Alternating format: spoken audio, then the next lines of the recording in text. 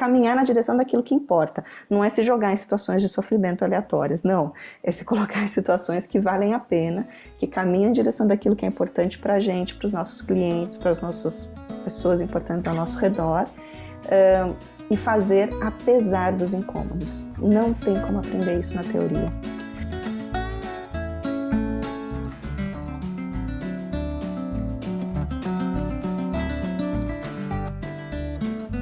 E como é que eu lido com essas dificuldades? Especialmente quando a gente está falando de desenvolver repertórios na relação com o cliente. Esse é um foco importante da FAP, né? A FAP, ela vai falar que é dentro desse relacionamento interpessoal, relacionamento terapêutico, que a gente vai conseguir desenvolver mudanças no comportamento do cliente. Então, a forma como eu me relaciono com o cliente leva ele a se relacionar comigo de uma forma diferente. Com isso eu vou construindo novos repertórios, vou construindo melhoras. Só que, se a gente está falando justamente de relação, não tem como eu me colocar de fora disso. Não tem como eu olhar para o cliente e falar, eu estou aqui lidando com o problema do cliente e eu não tenho nada a ver com isso. Se eu vou desenvolver melhoras no cliente dentro do nosso relacionamento, eu tenho tudo a ver com isso. E as minhas dificuldades de relacionamento, que sempre vão existir, também têm tudo a ver com isso. E fazer isso, reconhecer essas dificuldades interpessoais, envolve se colocar vulnerável. E se colocar vulnerável, né, vulnerabilidade fala da gente, um comportamento vulnerável, é um comportamento que eu emito que tem chance de ser punido, né? Então ele é vulnerável à punição interpessoal. Então, na hora que eu vou reconhecer e lidar com as minhas dificuldades dentro da sessão, eu preciso me colocar vulnerável, o que significa que eu preciso correr o risco de ser punido pelo meu cliente. E pior, eu corro esse risco não ingênua, né? Tipo, sei lá, vai dar tudo certo. Não, em geral a gente corre esse risco sabendo, ou racionalmente ou na pele, sentindo aquela ansiedade, angústia, medo, o que quer que seja, eu sei em algum nível que essa punição pode existir.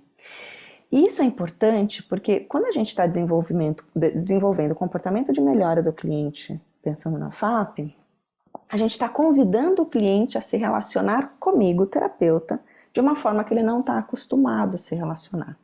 Então eu estou convidando ele a fazer algo que para ele é difícil, para ele é desafiador, para ele é desconhecido. Em outras palavras, eu estou convidando ele a se colocar vulnerável na relação comigo, porque se ele não está acostumado a emitir aquele comportamento, para ele, pelo menos na cabeça dele, na vivência dele, existe chance dele ser punido por aquilo. Então, se eu estou convidando o meu cliente a se colocar numa situação comigo, na qual ele pode ser punido, e ele pode mesmo, não só na cabeça dele, mas eu posso punir ele sem querer, sem reconhecer que aquilo era uma melhora, sem reconhecer que aquilo era um avanço, ou reconhecendo tardiamente, tipo, eu comi bola na hora e não percebi que aquilo era uma coisa super preciosa para ele. Então, o risco da punição é real. E se eu convido o meu cliente a fazer isso comigo, como é que eu posso estar num pedestal protegido, onde nada acontece comigo, as punições são só para você, os desafios são só para você? É diferente de eu convidar o cliente a emitir melhoras lá fora na vida dele. Vai lá no seu dia a dia e muda a sua vida lá. Eu não tô lá. Então, eu não preciso me colocar junto nesse desafio com o cliente. Posso pensar junto com ele sobre isso, mas eu não preciso correr junto o risco de ser punido. Agora, se o convite é correr o risco de ser punido por mim, eu não posso estar protegido. Seria muito confortável para a gente e muito injusto. Se eu quero que ele corra o risco de ser punido por mim, eu preciso correr o risco de ser punida por ele. E isso é muito desafiador, porque a gente tem que lidar com a nossa ansiedade, com o nosso medo, com a nossa angústia. Quando a gente fala de relação interpessoal, e na verdade de comportamentos no mundo, né? A gente está sempre falando, mesmo que a gente não jogue luz nisso, a gente está sempre falando de comportamentos operantes acompanhados de respondentes. A gente está falando de como a gente exerce coisas no mundo, como a gente modifica o mundo, e em paralelo coisas que simplesmente acontecem na gente sem a gente ter poder nenhum de controle sobre aquilo. Então, na hora que eu me coloco numa situação desafiadora, eu posso atuar naquela situação, eu posso modificar o meu ambiente, eu posso falar com alguém algo que é importante para mim, mas o que eu vou estar sentindo, por exemplo, por detrás, eu não tenho como interromper. Né? O meu sentimento vai estar simplesmente ali e ele precisa ser lidado, acolhido de alguma forma. E é muito fácil, quando a gente sente alguma coisa ruim, desagradável, a gente engajar no que a arte chama de esquiva experiencial.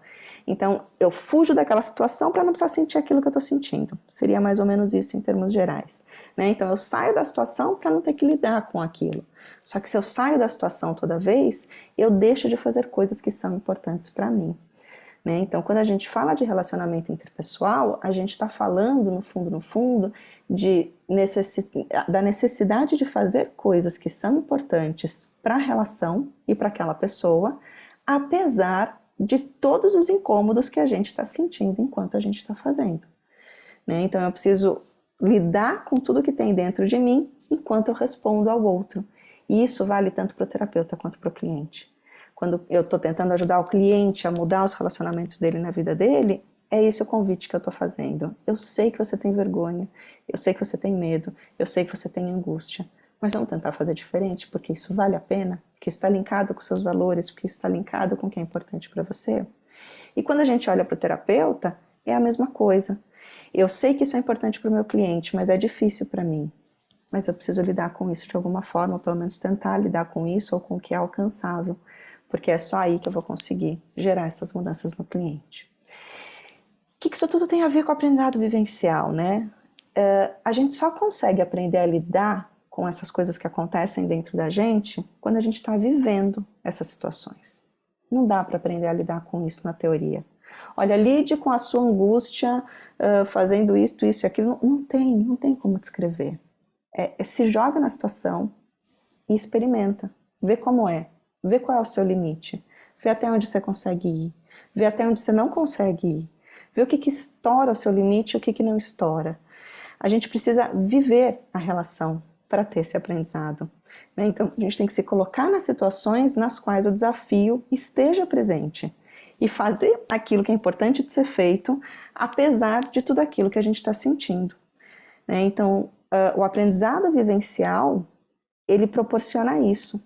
A gente se colocar em situações nas quais a gente vai sentir os incômodos que existem por estar numa situação desafiadora e, apesar disso, não vamos paralisar. Às vezes a gente paralisa no aprendizado vivencial, mas a ideia é a gente ir se desafiando até parar de paralisar e caminhar na direção daquilo que importa. Não é se jogar em situações de sofrimento aleatórias, não. É se colocar em situações que valem a pena, que caminham em direção daquilo que é importante para a gente, para os nossos clientes, para as nossas pessoas importantes ao nosso redor, e fazer apesar dos incômodos. Não tem como aprender isso na teoria.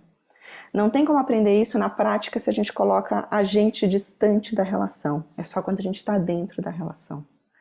Então, não sei se a minha fala acabou atingindo o objetivo, ficando clara nesse sentido, mas a ideia é essa. Não tem como a gente aprender a lidar com a gente mesmo e com as nossas dificuldades em sessão sem lidar com as nossas dificuldades nas situações de forma geral.